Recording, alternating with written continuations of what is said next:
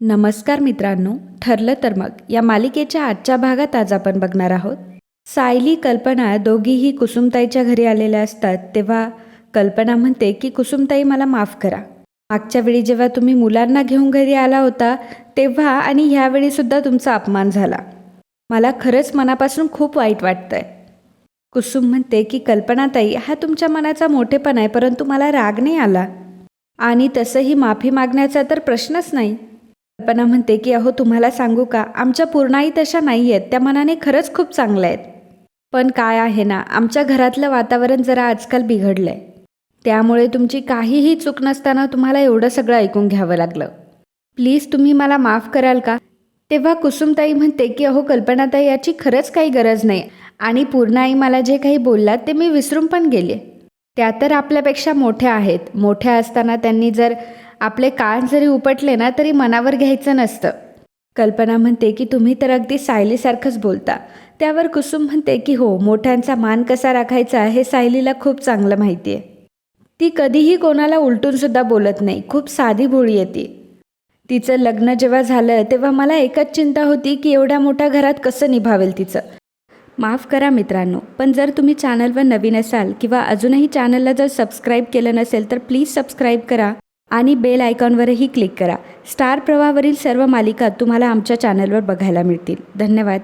कल्पना विचारते की मग तुम्हाला अजूनही तीच काळजी वाटते का? कुसुम म्हणते की नाही, अजिबात नाही. त्या बिचारीला कधी आईची माया मिळाली नाही आणि ती माया तुम्ही दिली, त्यामुळे काळजी करण्याचं काहीच कारण नाही. तर इकडे रविराज हा प्रियाला म्हणत असतो की तन्वी, ही जी पुस्तकं आहे ना ती इथे चांगली रचून ठेव, कारण प्रतिमाला पसारा अजिबात आवडायचा नाही. आणि हा जो टेबल आहे ना तो तिथे कोपऱ्यात ठेव, त्याची जरा अडचणच होती, मी तिथे बसूनच काम करत जाईल. आणि हा सोफा जो आहे ना तो तिकडे गॅलरीमध्ये लाव, कारण तिला छान अशी पुस्तकं वाचता येईल. आणि हे कपडे वगैरे आहे ना तर ते इकडे सरकवून लाव, म्हणजे तिला कपडे ठेवण्यासाठी जागा होईल. आपण एक काम करूया, आपण खोलीला रंगसुद्धा देऊयात. तर प्रिया म्हणते की हाही रंग चांगला आहे बाबा, मला तर आवडतो हा रंग, परंतु आईला जर आवडत नसेल तर आपण बदलून टाकूयात. रविराज म्हणतो की ठीक आहे, तुला आवडत असेल तर राहू दे, आणि तसंही प्रतिमाला काही आवडणार नाही असं नाही आहे, परंतु आपण पडदे मात्र बदलूयात, चांगले असे निळ्या रंगाचे पडदे घालूयात. प्रिया म्हणते की बाबा, आपण आईच्या आवडीचं सगळं सजवतोय, सगळं काही करतोय, मला खरं तर खूप उत्साह आलाय. पण तुम्हाला असं नाही वाटत का की आपण जरा घाई करतोय? तुम्ही असं आवडताय की जसं आई सापडली आणि 5 मिनिटात घरी येणार आहे. रविराज म्हणतो की अगं, हे ऐकायला तरी किती छान वाटतंय की ती 5 मिनिटात घरी येणार आहे. म्हणजे अर्थात ती 5 मिनिटात घरी येणार नाही हे माहिती आहे मला, परंतु ती येणार आहे हे नक्की. इतके दिवस तर फक्त माझं मन मला सांगत होतं, परंतु मंदिरात जे संकेत मिळाले ना ते अगदी खरं सांगताय. अगं, माझ्यासारखा पूजापाठ न करणारा माणूस, त्याच्या मनाची जेव्हा साक्ष पडते ना तेव्हा ती नक्कीच खरी असते. प्रिया म्हणते की हो बाबा, मलाही असं वाटतंय की आई नक्कीच येणार आहे. रविराज म्हणतो की मला असं वाटतं की ती जेव्हा कधी येईल ना तेव्हा तिची ही खोली रेडी असली पाहिजे, म्हणजे तिला अगदी प्रसन्न वाटलं पाहिजे, सगळीकडे असं सुगंधी वातावरण हवं. प्रिया म्हणते की हो बाबा, आई जर आली ना आपण छान फ्रेशनर मारूयात. तिला असं आर्टिफिशियल वगैरे काही आवडत नाही, तिला सगळं काही असं नैसर्गिक आवडतं. त्यापेक्षा आपण एक काम करूया, आपण सगळ्या खोलीमध्ये असं वेली लावूयात आणि अख्खी खोली अशी फुलांनी बहरून टाकूयात. प्रिया म्हणते की हो ना बाबा, तुमचा हा उत्साह बघून काय करू आणि काय नको असं झालंय मला. रविराज म्हणतो की तुम्ही दोघी निघून गेल्यानंतर माझ्या आयुष्यातला रसच संपला होता, पण तू एक आशेचा किरण बनून आलीस, त्यामुळे प्रतिमा देखील नक्कीच येईल. ठीक आहे, चल आपण एक काम करूया, आपण आता खोली आवरून घेऊयात. रविराज कामाला लागतो तर प्रिया मनामध्ये म्हणत असते की किल्लेदार असा वागतोय की जशी फोटोतली बाई लगेचच खाली येणार आहे. ती जिवंत असल्याची कुठलीही खूण नाहीये, तरी हा बिंडोक तिच्यासाठी खोली काय सजवतोय. आणि मग रविराजला डाऊट येऊ नये म्हणून ती सुद्धा खोली आवरायला लागते. तर इकडे साक्षी ही चैतन्याला घरी घेऊन आलेली असते. तेव्हा चैतन्य म्हणतो की अगं साक्षी, तुम्हाला ही कुठे घेऊन आली?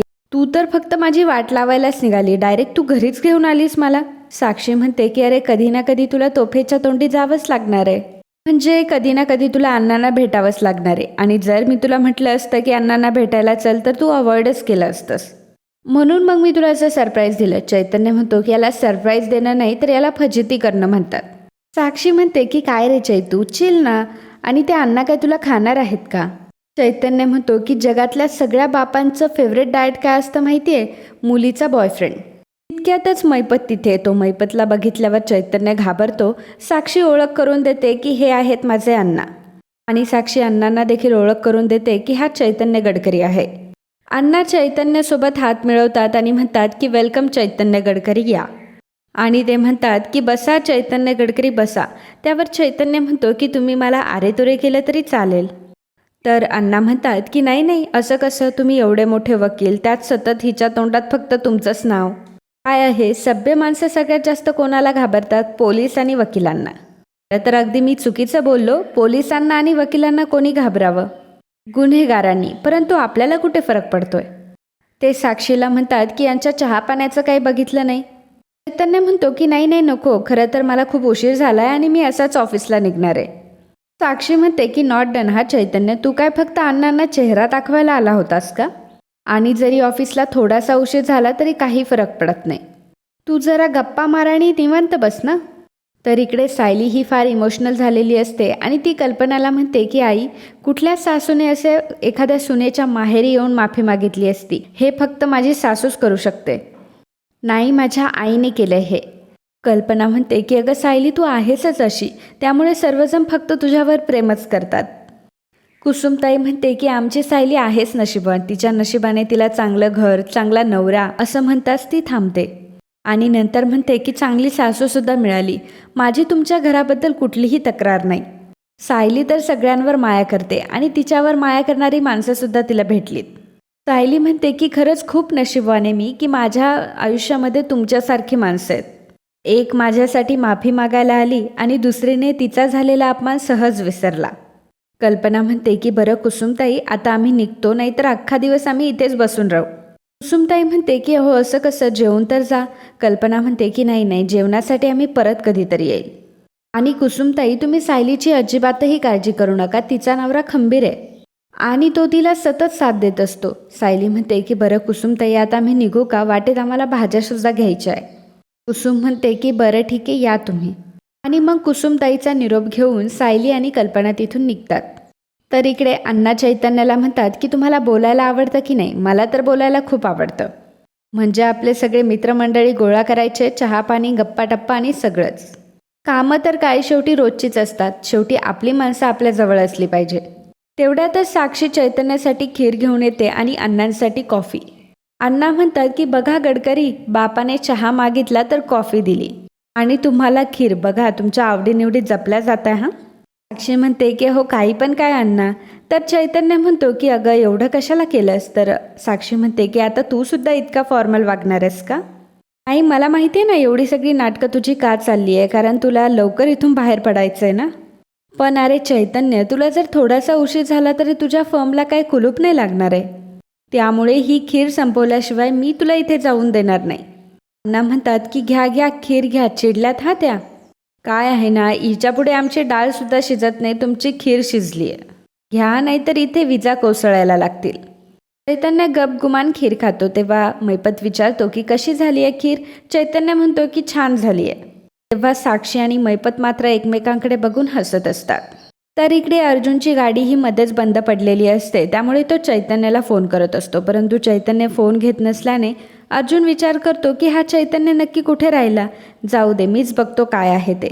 आणि तो स्वतः गाडीची दुरुस्ती करत असतो. त्याच वेळी साक्षी आणि चैतन्य दोघंही बाहेर येत असतात, परंतु अर्जुनला ते दिसत नसतात. तितक्यातच मेकॅनिक येतो. तर अर्जुनची गाडी तो ठीक करून देत असतो. अर्जुन तिथेच बाजूला असतो, परंतु अर्जुन हा पाठमोरी असल्याने साक्षी आणि चैतन्य त्याला दिसत नसतात. त्यानंतर साक्षी आणि चैतन्य दोघंही गाडीमध्ये बसून अर्जुन समोरूनच निघून जातात, परंतु अर्जुनला ते ठाऊक नसतं. अर्जुन मेकॅनिकला विचारतो की अजून किती टाईम लागेल, तेव्हा तो सांगतो की अजून अर्धा तास तरी लागेल. अर्जुनला ऑलरेडी उशीर झालेला असतो. तर इकडे प्रिया आणि रविराज दोघंही रूम आवरत असतात. प्रियाला मात्र खूप कंटाळा आलेला असतो.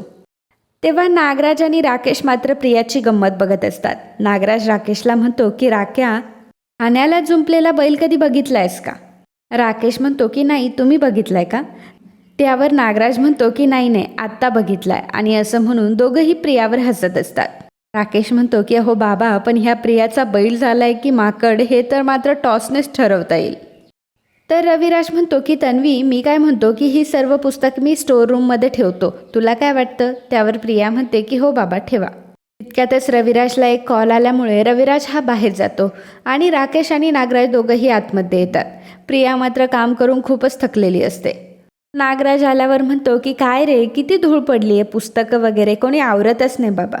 आणि तो प्रियाला म्हणत असतो की अगं तिकडं बघ, कोपऱ्यामध्ये किती जळमट आहेत. अगं तुझी आई येणार आहे ना, तिला आवडेल का असं, काढ बरं. राकेश म्हणतो की अगं ते सुद्धा नीट कर, कारण शेवटी तुझी आई येणार आहे ना. नागराज म्हणतो की राकेश, तिला राग आलाय बरं का. अरे शेवटी काही झालं तरी ती तन्वी किल्लेदार आहे, या घराची मालकीन. ती जरीही आता कितीही मोलकरणीसारखी दिसली असली तरी ह्या घराची मालकीन आहे ती. राकेश म्हणतो की हो पण पप्पा, आपल्या ह्या फेक मालकिनीचं किती दरिद्री नशीब आहे हो.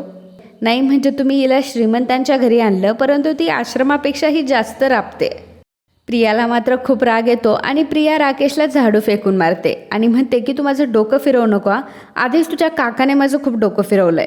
नागराज म्हणतो की का बुवा, माझ्या गरीब बिचाऱ्या भावाने आता काय केलं तुझं?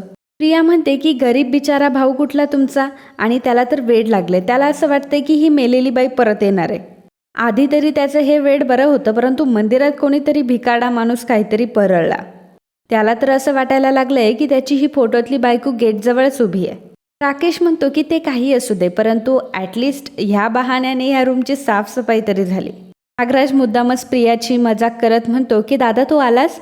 दादाचं नाव ऐकल्यावर प्रिया लगेच उठते आणि कामाला लागते. तेव्हा नागराज आणि राकेश दोघेही हसत असतात. प्रियाला मात्र खूपच संताप होत असतो. तर इकडे सायली आणि कल्पना दोघीही गाडीतून चाललेल्या असताना तिथे त्यांना टोमॅटो विकताना एक माणूस दिसतो.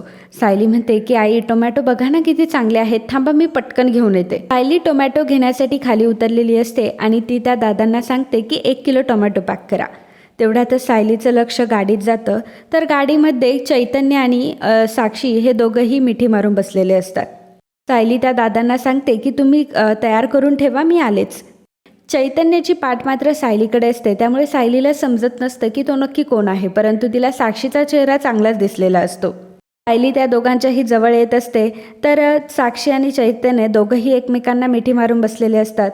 सायली जेव्हा जवळ येते तेव्हा सायलीला समजतं की हा दुसरा तिसरा कोणी नसून चैतन्य आहे. चैतन्याने देखील सायलीला बघितलेलं असतं आणि तो लगेचच त्याची मान फिरवतो.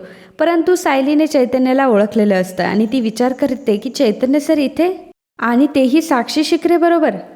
तर चैतन्य घाबरलेला असतो. तो साक्षीला म्हणतो की चल पटपट इथून निघूयात. साक्षी म्हणते की अरे पण काय झालंय? चैतन्य म्हणतो की सायली बघ इथेच आहे.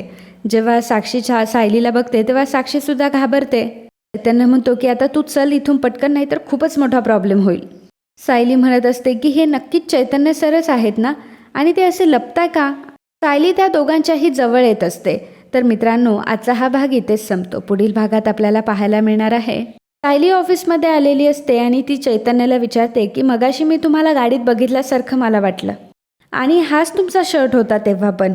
अर्जुन म्हणतो की तुम्ही चैतन्याला बघितलं, आणि कुठे? त्यावर चैतन्य म्हणतो की अरे त्यांचा काहीतरी भास होतोय. सायली म्हणते की नाही हो, मी तुम्हालाच बघितला, आणि म्हणून तर मी तुम्हाला इथे विचारायला आली ना. तेच मी तुम्हाला विचारायला आले होते की तुम्ही आणि साक्षी एका गाडीत कसे, आणि तेही इतक्या जवळ? अर्जुन म्हणतो की काय, चैतन्य आणि साक्षी एकत्र? हे काय प्रकारे चैतन्य? तर चैतन्य आता मात्र चांगलाच घाबरलेला असतो. तर मित्रांनो, असंच ठरलं तर मग या मालिकेचे डेली अपडेट बघण्यासाठी आत्ताच आपल्या चॅनलला सबस्क्राईब करा. आणि आजचा हा भाग तुम्हाला आवडला असेल तर व्हिडिओला लाईक आणि कमेंट करायला अजिबात विसरू नका. धन्यवाद.